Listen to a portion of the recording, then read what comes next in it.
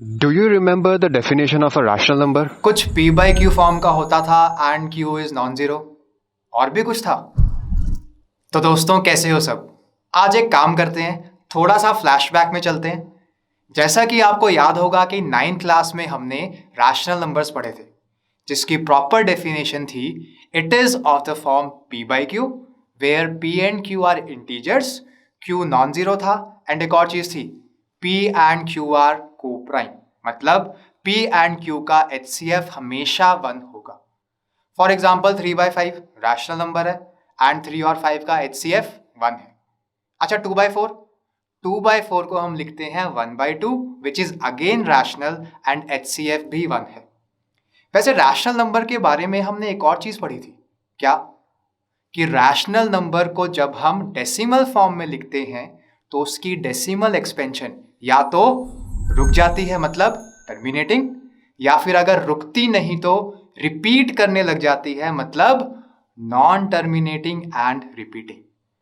For example 1.345 terminating decimal expansion है। अच्छा एक और example 2.353535 and so on, non terminating है बट रिपीट कर रही है, जिसको हम ऐसे भी लिखते थे 2.35 बार। ठीक है, ये था हमारा 9th का फ्लैशबैक, रिकॉल हो गया होगा। अब चलते हैं इससे आगे। चलो एक क्वेश्चन पूछता हूं। सपोज एक नंबर है 137/2020, सिंप्लीफाइड फॉर्म में है end of course rational number है।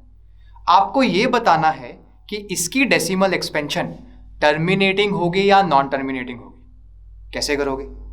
काफी बच्चों का आंसर होगा कि सर डिवाइड करके चेक कर लेंगे। बिल्कुल ठीक है, पर देखो यार डिवाइड करने में टाइम भी लगता है और मेहनत भी लगती है। तो आज के लेक्चर में हमारा काम ही यही है कि हमने इस मेहनत को कम करना है एक रिजल्ट की हेल्प से। तो रिजल्ट ये है कि जो rational number p by Q form का है, अगर q की प्राइम फैक्टराइजेशन मतलब डिनोमिनेटर q की शक्ल 2 की पावर m इंटू 5 की पावर n है, सिर्फ और सिर्फ तभी डेसिमल एक्सपेंशन टर्मिनेट करेगी, अदरवाइज नहीं करेगी। इसकी प्रॉपर स्टेटमेंट स्क्रीन पर देख लो, जो बस समझाया है वो अंग्रेजी में लिखा हुआ है, पॉज करके नोट डाउन भी कर सकते हो। तो क्लास 10th हमने न्यूमरेटर को नहीं देखना, हमें न्यूमरेटर से मतलब नहीं है। टर्मिनेटिंग होगा या नहीं होगा वो किस पे डिपेंड करेगा? वो डिपेंड करेगा डिनोमिनेटर पे। तो अगर 2 की पावर m इंटू 5 की पावर n होगी तभी टर्मिनेटिंग होगा, अदरवाइज नहीं होगा। एक और चीज का ध्यान रखना, m और n नॉन नेगेटिव इंटीजर्स हैं, मतलब होल नंबर्स हैं, तो पावर में हम 0 को भी ले सकते हैं। ठीक है, तो अब और अंडरस्टैंडिंग के लिए डिस्कस करते हैं इस पे क्वेश्चंस। चलते हैं बोर्ड पर। हाँ जी, तो क्वेश्चन आपके सामने लिखा हुआ है। ठीक है, देखो फर्स्ट पार्ट क्या कह रहा है। आई थिंक फर्स्ट पार्ट तो देख के सभी ने आंसर दे दिया होगा। आंसर इज यस, इसकी डेसिमल एक्सपेंशन टर्मिनेटिंग होगी।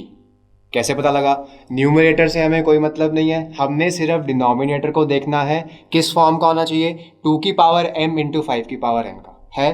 तो answer is yes, terminating decimal expansion.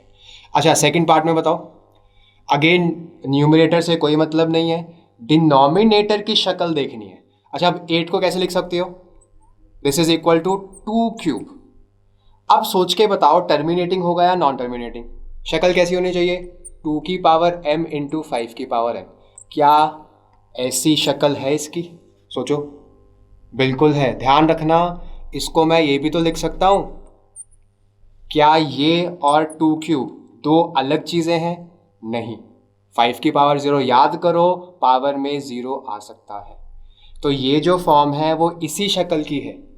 तो अगेन इसका आंसर बेटा क्या होगा? Yes, this decimal expansion is also terminating.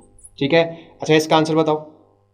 Again numerator से कोई मतलब नहीं है, डिनोमिनेटर, हाँ जी डिनोमिनेटर किस फॉर्म का है? 5 क्यूब।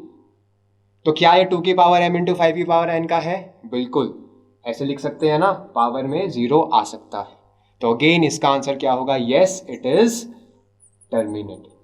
क्लियर है?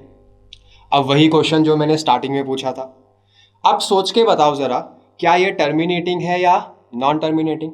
किस पर डिपेंड करेगा? 2020 की प्राइम फैक्टराइजेशन पे। इसकी प्राइम फैक्टराइजेशन होती है 2 स्क्वायर इंटू 5 इंटू 101। बोलो yes और no। Answer is no। This is non terminating decimal expansion. क्यों? देखो इसकी शक्ल, 2 की पावर m इंटू 5 की पावर n जैसी नहीं है। एक्स्ट्रा क्या आ गया? एक्स्ट्रा 101 आ गया। तो इसका आंसर क्या लिखोगे? Decimal expansion is non terminating.